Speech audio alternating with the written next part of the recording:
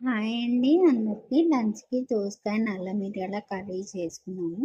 ఎప్పుడైనా ఎవరైనా ఈ కర్రీ తిన్నారా? తినకపోతే ఎలా చేసుకోవాలో చూపిస్తాను చూడండి.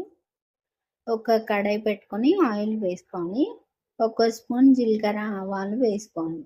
ఇప్పుడు ఆనియన్స్, పచ్చిమిర్చి వేసుకోవాలి. ఒక స్పూన్ పసుపు వేసుకోవాలి. ఒక స్పూన్ అల్లం పేస్ట్ వేసుకోవాలి. 2 స్పూన్లు సాల్ట్ వేసుకోవాలి. ఒక స్పూన్ కారం వేసుకోవాలి.